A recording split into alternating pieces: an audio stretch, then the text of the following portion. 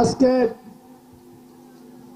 আমাদের সামনে 12ই ফেব্রুয়ারি একটি ঐতিহাসিক কঠিন পরীক্ষার দিন, ঠিক কিনা? আজকে সারা বাংলাদেশ দুভাগে বিভক্ত। একদিকে স্বাধীনতার সপক্ষের শক্তি, আরেকদিকে 71 সালে পরাজিত রাজাকার আল বদররা, ঠিক কিনা? যারা 71 সালে আমার 30 লক্ষ মানুষকে হত্যা করেছেন, যারা 1 কোটি মানুষকে ভারতে রিফিউজি বানিয়েছিলেন, এর মধ্যে 90% ছিল সনাতন ধর্মের হিন্দু ভাই ও বোনেরা, ঠিক কিনা? এই 30 লক্ষ মানুষের মধ্যে 20 লক্ষ ছিল সনাতন ধর্মের হিন্দু ভাই ও বোনেরা। আমাদের ঘর বাড়ি কি পাঞ্জাবিরা চিনতেন? কোন বাড়িতে যুবতী মা আছেন, বোন আছেন চিনতেন? এই রাজাকার আল বদররা, এই জামাতের নেতারা সেদিন এই ঘর বাড়ি চিনে দিয়েছেন, আমাদের মা বোনদের ইজ্জত সম্ভ্রম হানি করেছেন। তারপর তাদের নেতা মওদুদি, গোলাম আজম, মতিউর রহমান নিজামীরা ফতোয়া দিয়েছেন যুদ্ধের ময়দানে নাকি মা বোনরা গনিমতের মাল। নাউজুবিল্লাহ বলেন। এই মুনাফিক, এই শেখ, এই ইসলাম আকীদা বিরোধী, তারা আজকে রাষ্ট্রীয় ক্ষমতায় যেতে চায়। আমার নিজের দেখা বেগম খালেদা জিয়ার পায়ের কাছে বসে তারা সেদিন বলেছিলেন, বেগম ম্যাডাম আমাদেরকে একটু আপনার 4 দলে জোটে নেন। ম্যাডাম সহজ সরল ভাবে তাদেরকে নিয়েছিলেন। তারপর তাদেরকে 2 আল বদরের নেতাকে মন্ত্রী বানিয়েছিলেন, বানান নেই? আজকে তারা বলেন শহীদ প্রেসিডেন্ট জিয়া রহমান নাকি দুর্নীতিবাজ ছিলেন, বেগম জিয়া নাকি দুর্নীতিবাজ ছিলেন, তারেক রহমান দুর্নীতিবাজ। আরে মুনাফিক, তোমরা যদি বেগম জিয়া দুর্নীতিবাজ হয়ে থাকে সেটি মন্ত্রিসভা থেকে পদত্যাগ করো নাই কেন? তোমরা তো বেগম খালেদা জিয়ার পায়ের তলে বসে ব্যাংক নিয়েছ, বিমা নিয়েছ, বিশ্ববিদ্যালয় নিয়েছ, মেডিকেল কলেজ নিয়েছ, ফার্মাসিউটিক্যাল ইন্ডাস্ট্রি নিয়েছ, বিভিন্ন প্রতিষ্ঠান নিয়েছ, হাজার হাজার কোটি টাকার মালিক হয়েছ। সেদিন তো ভালো লেগেছে, সেদিন তো বলো নাই বেগম জিয়া খারাপ লোক। আজকে তাদের টাকায় এখানে আমাদের নেতা অ্যাডভোকেট রহিম বলেছেন 1942 সালে জামাতে ইসলাম সৃষ্টি হয়েছেন। এই জামাতে ইসলাম 1946 সালে ব্রিটিশরা পাক ভারতে একটি ভোট দিয়েছিলেন। এই বাংলা, পুরো বাংলার প্রধানমন্ত্রী হয়েছিলেন হোসেন শহীদ সোহরাওয়ার্দী, বাংলার প্রধানমন্ত্রী নির্বাচিত হয়েছিলেন। সেদিন সমগ্র ভারতবর্ষের মুসলমানদের নেতা ছিলেন মোহাম্মদ আলী, কায়েদে আজম মোহাম্মদ আলী জিন্না, ঠিক কিনা?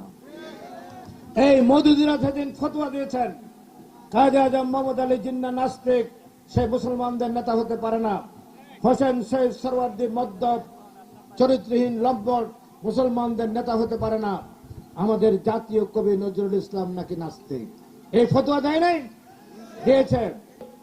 আপনারা বেগম খালেদা জিয়ার লাশের সাথে যেভাবে একাত্মতা ঘোষণা করেছেন, আগামী 12ই ফেব্রুয়ারি বেগম খালেদা জিয়ার লাশকে সম্মান রেখে তার সুযোগ্য পুত্র তারেক রহমানকে 12ই ফেব্রুয়ারি ধানের শীষে ভোট দিয়ে প্রধানমন্ত্রী নির্বাচিত করবেন। আমাকে ভোট দেবেন না। আপনারা 1991 সালে আমাকে ভোট দেন নাই, আপনারা ভোট দিয়েছেন বেগম খালেদা জিয়াকে ধানের শীষে। আপনারা 2008 সালে এই বইনি আহমেদের, বয়জাবদি আহমেদের বিরুদ্ধে আমাদের লোকদের গ্রেপ্তার করেছে, শত প্রতিকূল অবস্থার মধ্যে আর্মির ট্যাঙ্কের সামনে, গাড়ির সামনে শুয়ে গিয়ে আপনারা সেদিন ধানের শীষে ভোট দিয়ে বেগম খালেদা জিয়াকে বিরোধী দলের নেতা নির্বাচিত করেছিলেন। আজকেও আপনাদের মানবিক পরীক্ষা, আপনারা 12 তারিখ ভোট দিয়ে তারেক রহমানকে প্রধানমন্ত্রী নির্বাচিত করবেন। আমি এখানে আজকে ঘোষণা দিতে চাই, আমাকে অনেকে বলেছিলেন কিরণ অনেক জায়গা সম্পত্তি মানুষের জোর করে নিয়েছেন, যারা সম্পত্তি লুট করে এই গ্লোব ফ্যাক্টরি, তাদের বাড়ি, এগুলা যেন কিভাবে নিরাপদে থাকে। আমি বলেছি তুমি একটি লোকের কর্মসংস্থানের ব্যবস্থা করতে পারবা, 7000 মানুষ এখানে চাকরি করে। কিরণ যদি অন্যায় করে থাকে আইন আছে, আইনের মাধ্যমে তার বিচার হবে, ঠিক কিনা?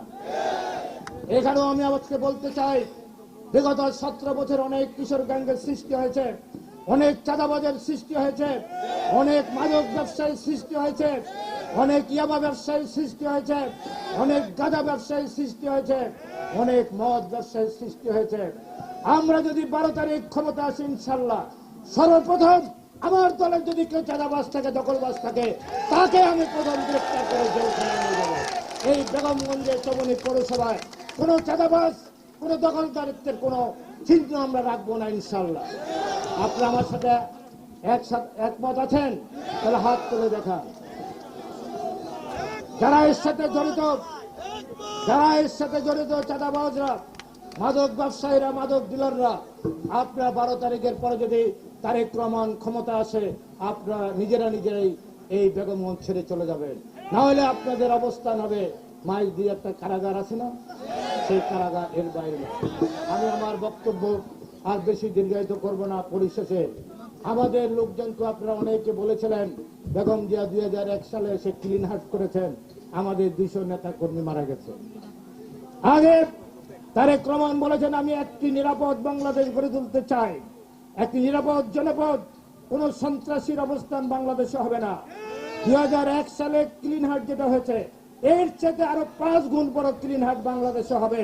আমাদের নেতা কর্মীরা থাকলে তারাও এর পরিণতি ভোগ করতে হবে, অন্য দলেরটা তো হবেই। তাই হাদিস গুলাম বক্তব্য শেষ করবো।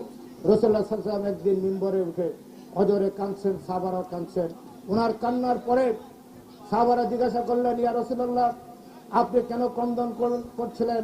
উনি বললেন, আমি সারাদিন যত কৃতকর্ম আপনারা করেছেন, যা কাজ করব, এখানে অনেক ভুল ত্রুটি হতে পারে। আপনি আল্লাহর কাছে ক্ষমা চাইবেন, আল্লাহ দয়াশীল ক্ষমা করে দেবেন।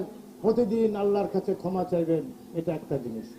আরেকটা হলো আল্লাহর কাছে আপনি সুস্থতা, শারীরিক সুস্থতার জন্য দোয়া করবেন। আপনি যেন সুস্থ অবস্থায় আপনার মৃত্যু হয়, আপনার মৃত্যু যেন আইসিইউতে না হয়। আল্লাহর কাছে প্রতিদিন এই দুইটা, একটা হলো ক্ষমা, আরেকটা হলো শারীরিক সুস্থতার জন্য আল্লাহর কাছে দোয়া করবেন।